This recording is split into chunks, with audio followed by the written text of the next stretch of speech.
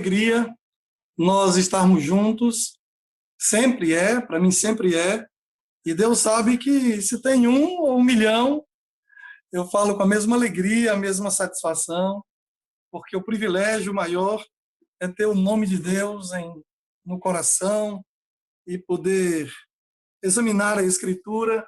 Essa é a maior alegria, é a mais importante alegria. E eu tenho uma pergunta hoje muito especial, que é como amar a Deus? Como amar a Deus com nossa mente? Como tomar a mente e fazer com que a minha mente ame a Deus de fato? Porque o texto bíblico diz: amarás, pois, o Senhor teu Deus de todo o teu coração, com todo o teu entendimento, com todas as tuas forças, ou seja, com toda a sua estrutura psíquica, amarás o Senhor teu Deus. E a grande pergunta é: como amar a Deus de todo o coração, com toda a mente? Como fazer isso? É impossível você amar a quem você não conhece. O conhecimento é o fundamento desse amor. O próprio Jó, depois de ter passado por toda aquela tribulação, disse: é verdade, antes eu te conhecia só de ouvir, mas agora os meus olhos te veem. O conhecimento que Jó tinha de Deus antes da tribulação era um, e agora ele tem um outro nível de conhecimento. Ele conhece a Deus com outra profundidade. É aquele que conhece a Deus porque o experimentou. E, bem, é importante que a gente saiba que toda batalha espiritual ela é disputada na mente. É na mente que toda batalha espiritual é disputada. E o conhecimento de Deus é a forma de colocar Deus na mente. Porque Deus é uma imagem inesquecível. Por exemplo, eu me casei há 30 anos atrás. Até hoje eu tenho na minha mente a imagem da noiva entrando. Até hoje. Uma imagem inesquecível. Eu nunca vou esquecer aquela imagem. Nunca. Porque foi uma imagem incrível e um momento incrível que marcou a minha vida. No dia que a gente tiver um encontro verdadeiro com Deus e a gente conseguir não somente conhecer pelo que outros contam, mas os nossos olhos o verem, bom, eu tenho certeza que essa imagem vai marcar a sua mente de uma forma que Deus estará na sua mente todos os dias. Estará todos os dias na sua mente. Eu estava dizendo há pouco instante que nós enxergamos pela mente e não pelos olhos. Eu posso dar alguns exemplos. Vocês lembram de Maria Madalena? Ela foi ao sepulcro na manhã de domingo e Jesus apareceu diante dela, mas ela não conseguia ver. Ela não conseguia ver porque na mente dela ele estava morto. Ele estava falando com ela, ele estava diante dela, e a tristeza dela, porque ela julgava que haviam roubado o corpo de Jesus, mas ela não julgava que ele havia ressuscitado. Então, como na mente dela haviam roubado o corpo dele, ele estava vivo diante dela e ela não o conheceu. Foi preciso ele abrir os olhos, ou seja, despertar a mente para que ela pudesse ver. O inimigo conhece essa dinâmica. E ele sabe que nesse momento final, ele vai cegar a mente. Ele não cega os olhos. Porque os nossos olhos veem os eventos finais. A gente só não consegue interpretar os eventos. Mas os nossos olhos veem os eventos finais. Vocês lembram dos discípulos reunidos? Jesus chega e eles não creem, porque eles estavam possuídos de tristeza em um momento. Vocês lembram dos 2 discípulos no caminho de Emaús? Para eles, Jesus estava morto, mas Jesus estava com eles, caminhando ao lado deles. Eles eram discípulos de Jesus, mas eles não perceberam. Infelizmente, abrir os olhos é um processo lento. Infelizmente, nossos olhos não se abrem rapidamente. Infelizmente. Para abrir os olhos é um processo lento, é um processo de conhecimento, é um processo de amizade, de intimidade com Deus. E só se conhece a Deus, e nós comentamos no nosso último encontro, considerando e meditando na beleza da criação. Quando eu contemplo o meu próximo, nele há muito de Deus. Muito de Deus está nele. Porque ele tem sentimentos, ele consegue olhar, Deus consegue olhar. Ele consegue amar, Deus consegue amar. Então, muito do que há no meu próximo existe em Deus. Observando a criação de Deus, incluindo o meu próximo, eu consigo tomar contato em certo nível com a pessoa de Deus. Olhando o sol, o céu, a lua, as estrelas, a obra das mãos de Deus, eu também consigo ter uma ideia sobre Deus. Uma ideia de bom gosto. O bom gosto de Deus, veja, os sons da natureza não são irritantes. A brisa, ela é suave. A natureza revolta. A natureza enferma. Aí ela gera furacões, terremotos. Mas a natureza em paz, ela tem sons muito agradáveis. Muito agradáveis. Porque ela foi feita em harmonia. E a harmonia da natureza é como se fosse uma digital daquele que a criou. Pelos frutos, pelas obras, você conhece a pessoa também. E a natureza, ela fala muito a respeito de Deus. Existem alguns elementos que são maravilhosos. Quando nós compreendemos quem é Deus, a gente passa a amar encontrá-lo.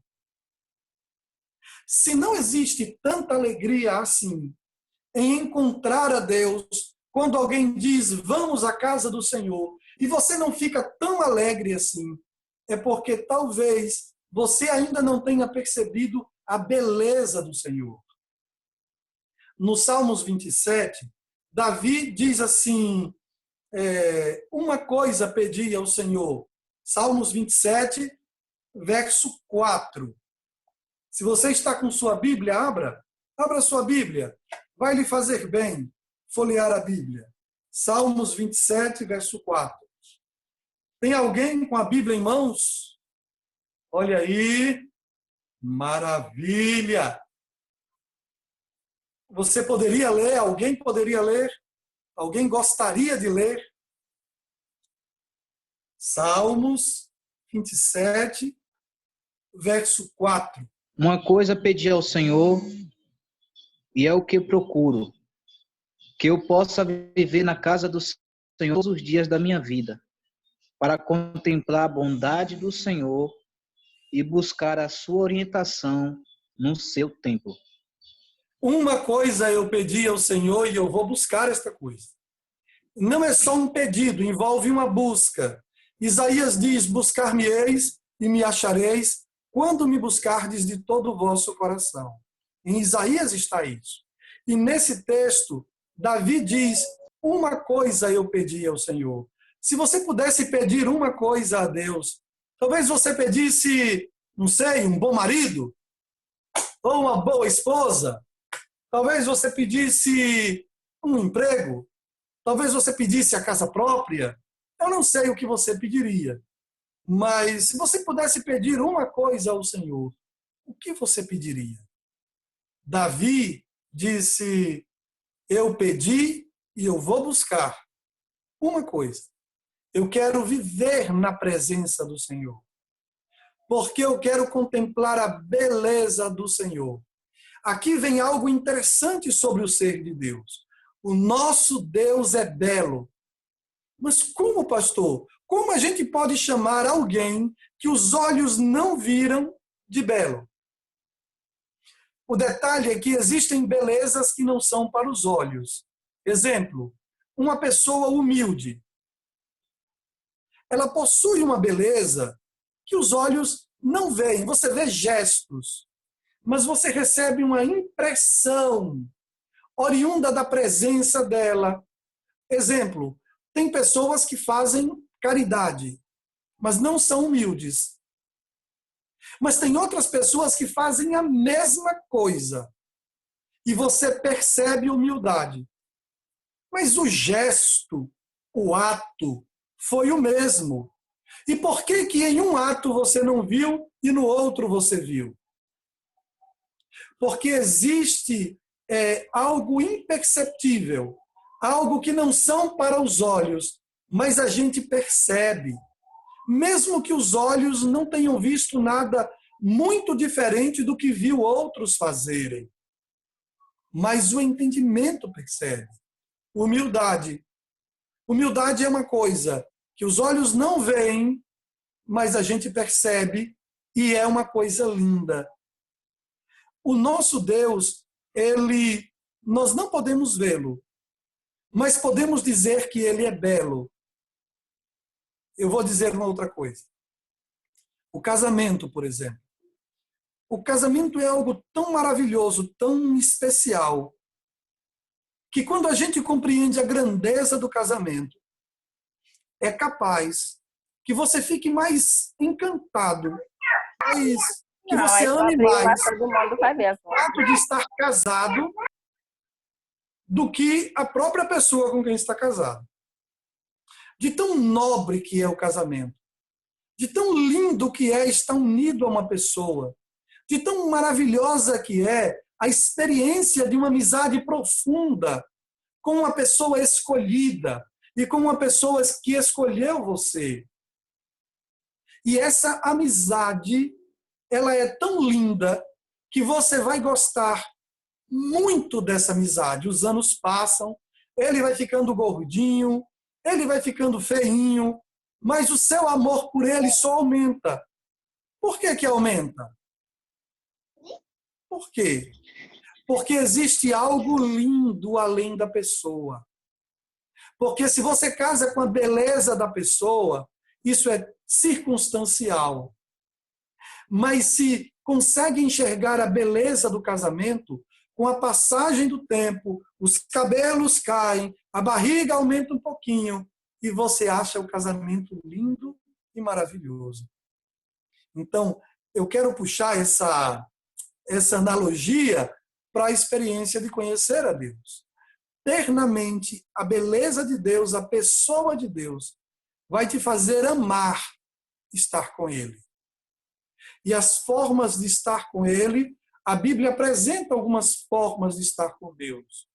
Uma delas, ela diz assim, estive nu e me vestiste. Estive preso e foste ver-me. Estive enfermo e me visitaste. Tive fome e me destes de comer. No ato de ajudar o próximo, de alguma maneira, eu tenho um encontro com o Senhor. E eu poderei ver uma face de Deus, não nos atos de bondade dos outros, mas em me permitir ser usado por Deus e ver que Deus me levou a fazer o bem. E eu apenas deixei. Eu gosto muito dessa expressão quando diz, uma coisa pedi ao Senhor e a buscarei. A pergunta é, quantas vezes você orou ao Senhor, pedindo ao Senhor que colocasse alguém no seu caminho? Senhor, o dia está começando. Coloque alguém no meu caminho, Senhor, para que eu possa ajudar, meu Deus, para que eu possa abençoar esta pessoa. Coloque alguém no meu caminho. Quantas vezes você orou assim? Está aí um pedido que você vai ficar maravilhado quando você encontrar a pessoa e você perceber que foi Deus que colocou essa pessoa no seu caminho. Aconteceu duas coisas. Você pediu e você buscou. Compreende? Importante isso. Gente amada, Conhecer o ser de Deus vai equipar a sua mente com âncoras e estruturas que vão fazer você amadurecer. A presença de Deus na sua mente vai lhe fazer crescer tanto, mas tanto, mas tanto, que vai te tornar criança outra vez. Esse é o propósito da maturidade cristã. A maturidade cristã te tornará criança outra vez. E, bem, agora eu tenho uma pergunta, algumas questões a respeito da pessoa de Deus. Veja, Martinho Lutero falava de um Deus absconditus, um Deus oculto, Deus escondido. Deus escondido por quê? Porque ele é pessoal, porque ele deseja estar conosco. Ele poderia aparecer diante de nós, mas ele não faz. Por que ele não aparece? Por que ele não vem até nós para que a gente possa ver? Existe um detalhe que Martinho Lutero dizia, que no Deus oculto se encontra o seu infinito e insondável poder e majestade. Provavelmente, se Deus aparecesse diante de nós, nós seríamos implodidos pela angústia. A angústia iria nos devorar. A angústia iria nos esmagar, porque a plenitude estaria diante de nós, diante dos nossos olhos, e iria esgotar nossa capacidade mental. Nós não temos estrutura mental para vermos a glória do Senhor, porque em mim habita o pecado, e a glória do Senhor destrói tudo que esteja relacionado ao pecado. Tudo. Existe um detalhe que, assim, a plenitude da vontade de Deus aparecer a mim, eu não suportaria. Sabe o que Deus fez? Deus se escondeu e usou a Jesus Cristo para velar a sua glória, mas para o suficiente para apresentar o seu caráter. Jesus Cristo veio e ele é a perfeita imagem de Deus. Jesus Cristo é aquilo que Deus é. E quem me vê a mim, disse Jesus, vê ao Pai. E aí é onde você tem um detalhe. Jesus disse que as Escrituras Sagradas testificam dele.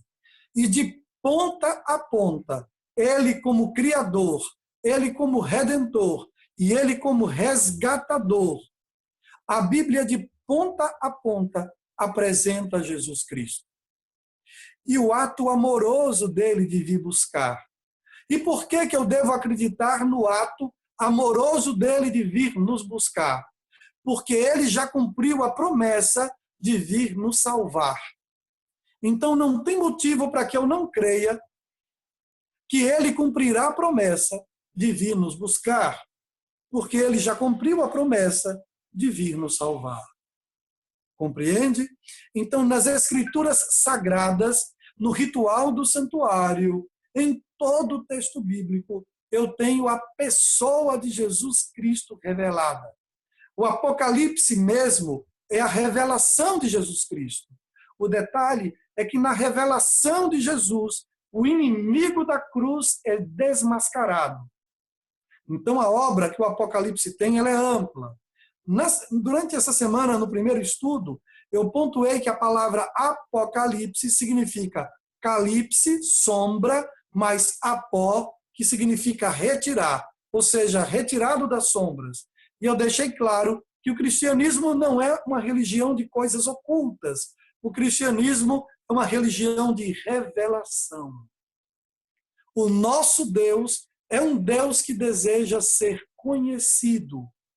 Ele quer ser conhecido. Ele não quer impor a sua presença. Ele não quer impor a sua vontade. Ele quer que nós expressemos nossa vontade de que seja feita a vontade dele. Mesmo que a minha natureza carnal lute contra isso, ele quer que a gente seja autêntico. Eu vou dar um exemplo. Em um dia ensolarado, como o dia de hoje, em Feira de Santana, foi muito abafado e muito quente. Em um dia como hoje, você vai à rua e, de repente, você, com muita sede, compra um sorvete. Um sorvete. E você está com muita sede. E você conseguiu comprar um sorvete grande, do sabor que você gosta. Imagine o prazer de tomar aquele sorvete. Aí, de repente, alguém se aproxima de você. E esse alguém, e você, por cortesia, mas sem nenhuma vontade, só por pura cortesia, você oferece um pouco do sorvete para essa pessoa. Veja que situação. Você ofereceu por cortesia. Você não ofereceu porque estava com vontade. Olhe, se você fizer isso com Deus, Ele não aceita. Se você me oferecer o sorvete e eu tiver com sede, eu vou aceitar. Porque eu não sondo o seu coração. Mas o nosso Deus, Ele sonda os corações. Então, o primeiro elemento para se poder ver o Senhor Deus é ser puro de coração. E ser puro de coração é ser honesto. Ser honesto. Senhor, meu Deus, eu gostaria muito e eu sei que eu vou ficar muito feliz se o Senhor aceitar o meu sorvete. Mesmo que eu seja muito egoísta, não olhe, Senhor, para a fraqueza do meu coração egoísta. Mas eu sei que eu ficarei feliz se o Senhor aceitar o meu sorvete. Veja, com todos os líderes em geral de igreja, acontece um fenômeno. Às vezes, você está em casa, a sua vida está cômoda, você está usando uma roupa tranquila de casa, você está à vontade, e de repente você tem que sair para fazer uma visita. Às vezes você pensa assim, bom, era mais gostoso ficar em casa, no meu sofá, dormindo, ou à vontade. Só que depois que você sai e visita o irmão, você é preenchido de uma alegria, que você percebe que foi muito melhor ter saído e visitado o irmão do que ter ficado em casa. Vê que situação? A mesma coisa acontece com a intimidade com Deus. É como a caminhada, você tem que fazer a caminhada. Aí você acorda cedo, tem que caminhar, você não está com a menor vontade. Você inventa um monte de desculpa, não, hoje eu acho que está nublado, vai chover. Ou então você olha assim e diz, hoje está muito quente, olhe bem, não vai me fazer bem nesse calor eu sair para caminhar. Ou seja, você vai criar uma desculpa para não fazer o que tem que fazer. Para examinar a Bíblia é a mesma coisa que caminhada. Antes de ler a Bíblia, você é possuído por um sentimentozinho de comodismo. Mas depois que você examina a Escritura, uma alegria e uma satisfação semelhante à que você tem depois que você volta da caminhada. Antes de sair para a caminhada, você não estava muito disposto. Mas depois que você volta da caminhada, você fica muito satisfeito por ter ido. A mesma coisa acontece com examinar a Escritura. E Jesus Cristo disse, olhe, examinem as Escrituras. Elas testificam de mim. Elas dizem quem eu sou. E quem me conhece a mim, quem vê a mim, vê ao Pai. Compreende? Gente querida, as coisas encobertas pertencem ao Senhor nosso Deus. Porém, as reveladas pertencem a nós. Existem coisas em Deus, que eu e você não conhecemos. Ou seja, como que 3 pessoas podem se tornar um só Deus? Como? Trindade. 3 pessoas. O Espírito Santo é Deus, Jesus é Deus, o Pai é Deus, e eles não são 3 deuses. Como que São 3 pessoas, cada um dos 3 é Deus, mas não temos 3 deuses. Temos um só Deus. É um mistério. Acha que com a minha mente eu conseguirei compreender a grandeza de Deus? Veja, esses dias um dos nossos pedreiros começou a conversar comigo sobre a pessoa de Deus e ele explicou como é que ele explica ao filho. O filho dele chegou para ele e disse: mas pai, quem é Deus? Quem criou a Deus? Ele criou tudo, mas quem foi que criou Deus? Quem é ele? E o pai disse assim: o que você está querendo compreender é uma coisa estranha. Veja, que série é você? Aí o filho dele disse: 5º ano.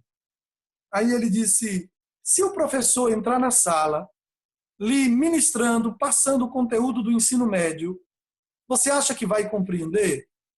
Ele disse: não vou entender nada. Pois é, a sua mente é muito pequena para entender um conhecimento que está muito além do ensino médio. Se para o ensino médio você já não compreenderia, imagine a compreensão sobre o mistério da Trindade. Existem coisas em Deus que estão encobertas. Encobertas. Em Deus existem 2 classes de atributos: os comunicáveis e os atributos incomunicáveis de Deus. Os comunicáveis são aqueles atributos que existem nele e que ele colocou em nós. Exemplo, Deus é amor. Eu não sou amor, mas eu posso experimentar e provar o amor. Humildade. Deus, Jesus Cristo, que é a imagem de Deus, é manso e humilde de coração. Eu posso me tornar humilde. O detalhe é que todas as virtudes espirituais só são possíveis a partir do conhecimento de Deus. E é por isso que o conhecimento de Deus é importante. E a gente vai prosseguir um pouquinho mais com o tema da teontologia. Quem é Deus? Quem é Deus? A gente vai ver através das obras criadas dele, através da encarnação. Que milagre maravilhoso! Como assim, pastor? Olhe, ele é maior do que o céu. Ele é o criador do universo. E ele aceitou estar contido no ventre de uma jovem. Que milagre é esse? Ele aceitou um tapa na cara. Ele aceitou que um homem como Pilatos dissesse ao Criador do universo o seguinte: você não sabe que eu tenho poder para te soltar ou para tirar a sua vida? Pilatos não sabia diante de quem estava. Por isso ele disse essa loucura, essa estupidez, porque o Criador do universo estava diante dele. Pilatos só estava respirando porque Jesus permitia. Mas ele não sabia. E Jesus Cristo disse a respeito de todos os que participaram de sua crucifixão: Pai, perdoa-lhes. Eles não sabem o que estão fazendo. E não sabem. Uma prova é o próprio Pilatos. Chegar diante do Criador do universo e dizer: você não sabe que eu tenho poder para tirar a sua vida? Imagine que situação. A gente vai continuar o nosso estudo para que a gente saiba se aproximar de Deus. E Jesus Cristo esteve diante dos sacerdotes. A roupa dos sacerdotes simbolizava Jesus, mas eles não viram, não perceberam, e eles rasgaram a veste. Era uma coisa proibida. Não se podia um sacerdote rasgar as vestes. O rei podia rasgar a roupa dele, mas o sacerdote não, porque a roupa do sacerdote também simbolizava a Cristo. Próxima semana, a gente marca o dia e continua o nosso estudo sobre quem é o Senhor nosso Deus. Vamos orar? Senhor amado, eu invoco a tua bênção sobre cada um dos teus filhos. Que o Senhor conceda a cada um de nós um sábado feliz e pleno em tua presença. Em nome de Jesus. Amém.